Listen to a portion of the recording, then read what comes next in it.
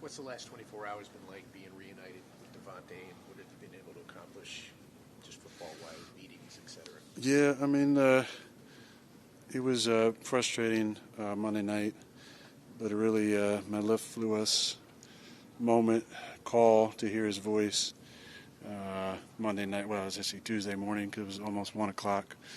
And I got to see him on Tuesday, yesterday. And then he's staying with me for the short term, so went right into some of the signals, and he was about 95%. And he knows kind of the original to the second iteration to the third and on down. So his knowledge of the game is pretty extensive.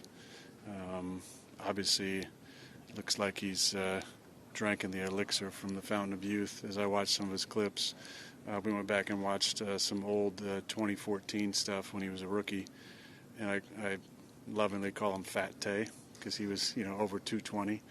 Then he got real serious about his diet and his health and got down to under 210, and speed came back and became the dynamic player that he is today. So it's been a strange 24 hours, but really fun to see my friend. Aaron, what was it like? I assume you guys rode in together. Was it kind of surreal? You're like, Devonte, you're here, and like, what was that like for you? Yeah, it's very surreal. He sat next to me in the team meeting today, and I turned to him and just said, "Man, how crazy is this?" Something that when we get together in the off seasons, we joke about, but it never seemed like a possibility or going to happen. So it's good to be with him. He has a presence about him that's palpable when he steps onto the walkthrough field, the practice field, or in a meeting. Obviously, he brings clout and accolades from somebody who's been at the zenith of this profession.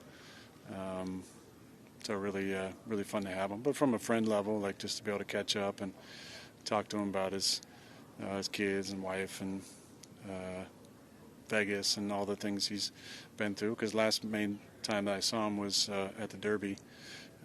I saw him in Tahoe, but it was brief. But at the Derby every year we get to hang out and catch up, but it's been a while.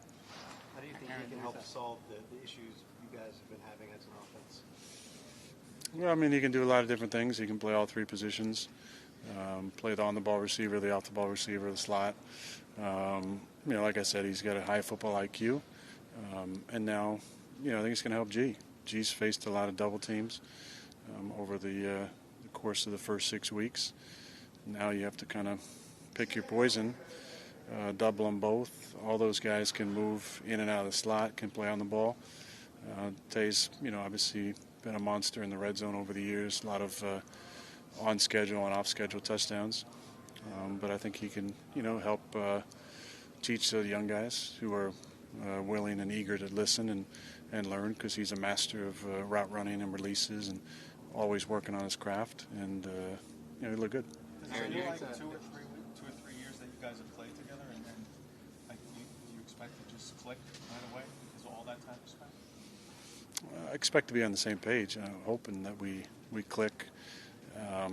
He's been out for a few weeks with an injury, and we haven't played together since 2021. So,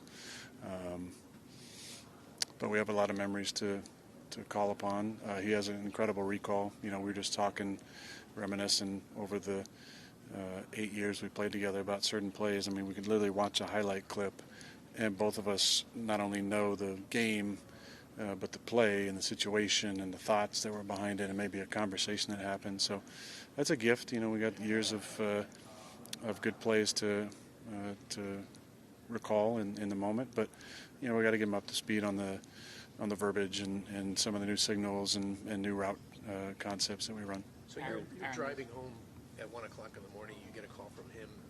I got a call at like 12:15 from him. I didn't answer.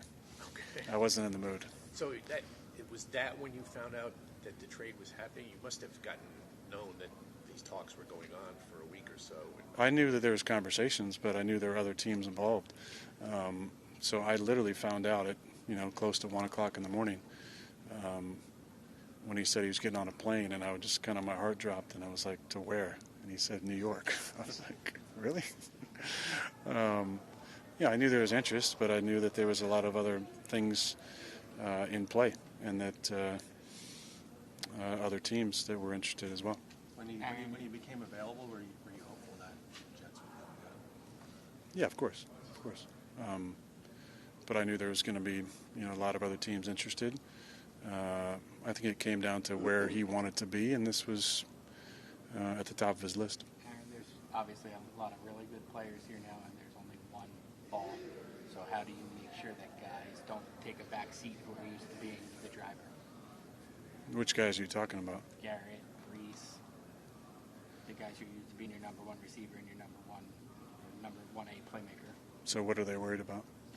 Devonte Adams gets a share of those balls, right? Yeah, but it's about winning. Those guys are going to get theirs. The most important thing is winning, though. I throw it to the open guy. Guys, obviously they had nice nights the other night. Bringing Devonte in, obviously, he's if he's healthy and out there, he's going to get opportunities. But the way the defense plays dictates where the ball goes.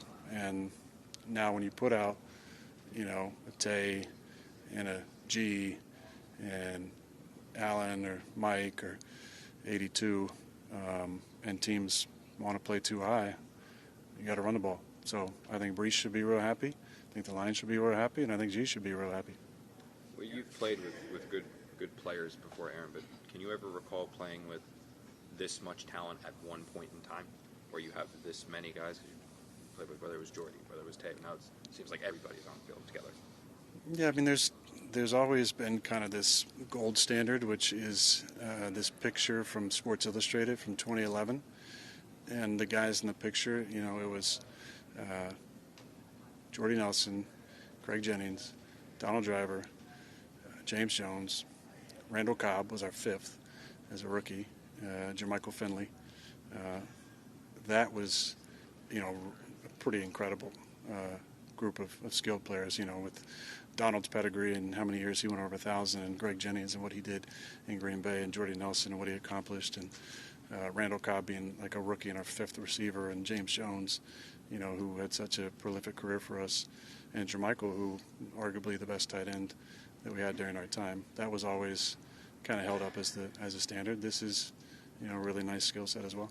When you were having those conversations too with Adams, I mean, has it those conversations about more than just this year? So I think he restructured his contract. So is this something where we know you've talked about giving the Jets more than just this season? Is that the same with Devonte? Yeah, I mean, Devonte just had a kid 2 months ago, so to move his family across the country for a few months, I don't think is high on his priority list. Aaron, can you talk about the juxtaposition of, the feelings Good at word.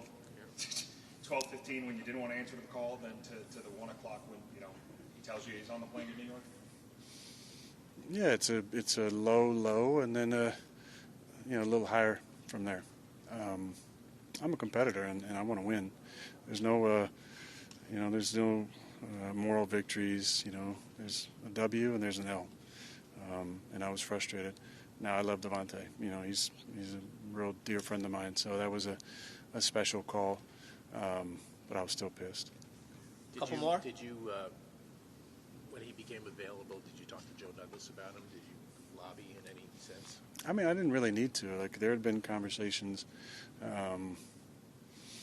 for a long time. Like, Joe and I have a real flowing, constant conversation, and I think he knew if Tay was available, I'd obviously love to have him. Didn't need to be any convincing, though, because Joe loved Devonte as well. So did SJ, so did Todd, so did Hack. So I didn't have to do any extra recruiting or nudging or anything. Joe knows what he's doing. He doesn't need my input, but if he had needed any extra input, obviously I would have told him what kind of guy that Devonte is. Obviously his playmaking ability and his career stands for itself, but the locker room presence that he is what separates him and makes him a special player. Can something Last like one? this rejuvenate you in terms of, I know you said you're going to see how your body feels and everything like that, but having him here, is that kind of like, I definitely want to play longer? Yeah, of course, man. I never thought this was possible. So having him here, and then the ability to pair him with a budding superstar in Garrett Wilson, that's a pretty special combination.